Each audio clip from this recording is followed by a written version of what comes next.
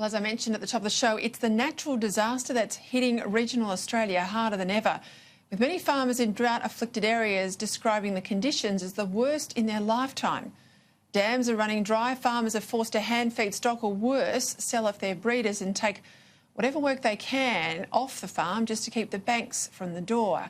And it's not just farmers, please. Let's all remember our regional towns, who as a consequence are hurting. And when businesses leave many of these towns, I know I grew up in a town of less than 900 people in a bit of a drought area in the Mallee. Let me tell you, these businesses, once they leave, they rarely come back. In southwest Queensland, communities fear they're on the cusp of a mass exodus. You might recall Alan Jones and I went up north to open the Dirranbandi show earlier in the year to show our support for a drought-ravaged region doing it tough. Well, I'm sorry to say it's only got tougher. And with Sky News reporter Andrea Crothers up there today, I thought it was an opportune time to call back into Dirranbandi, so to speak, for an update. And Andrea joins me now live. Andrea, thanks so much for your time tonight. I know sometimes these drought images and messages from drought communities are tough, but we're all Australians, we're all in this together.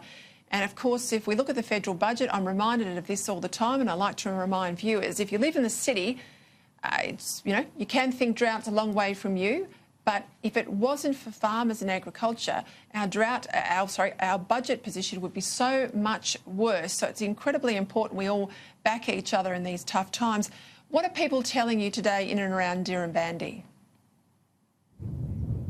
Well, Peter, one of the things people usually hear about when they hear about Dirranbandi when it comes to drought is they say, well, let's be quick to point the finger at Covey Station. They say it has all the water, and that's perhaps one of the causes for why there is no water around here or further south of here. Now, people up here are sort of feeling a bit like a scapegoat when it comes to this issue of drought, and they feel that it's really taking away and detracting from the actual issue at hand for those who have been here for 7 years in drought, those who have been hand-feeding their stock or selling off their breeders, as you say, or for those who haven't really had any crops. So with regards to one of that, Peter, we actually did go out to Covey Station today. It opened up its gates to us to show us exactly what it is like there at the moment. And whilst there are water storages as far as the eye can see, they are simply empty. They're bone dry, just as much as the rest of the drought-ravaged community around here. Now, we do obviously know that Covey can actually hold up to the same amount of water as Sydney Harbour, but that only fills up about once every decade. Now, the last time Covey did actually pump any water was in April 2017.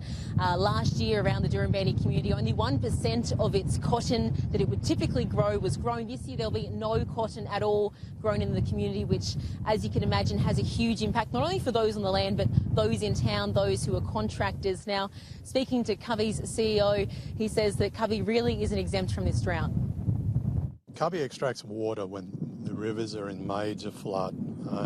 In years when it's low flow or no flow, there's no water here on farm in the low flow years. We only take a small percentage of the resource in the times.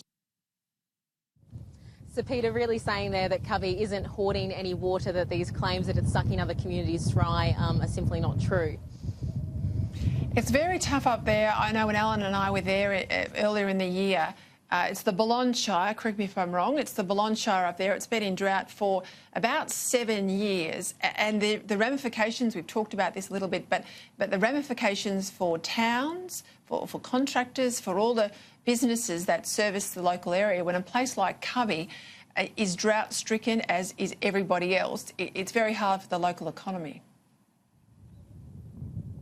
Yeah, that's right, Peter, because Covey, when it's at full capacity, it actually employs over about 120 people, including full-time and those who are contractors. And when you consider the fact that the size of Dirranbandi, it's about 600 people, that's a very significant portion of its local economy there.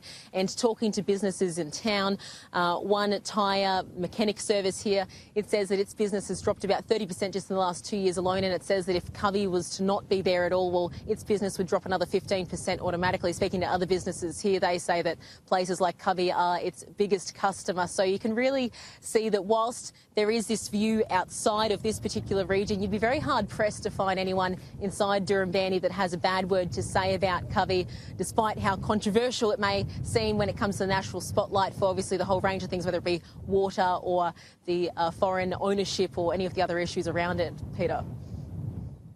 Well, thank you very much. It's great to get across live into a drought area. We talk about it, I know, here, but the ramifications from people are so important for us to hear down here in Melbourne, indeed right across the country. Thanks very much for your time, Andrea.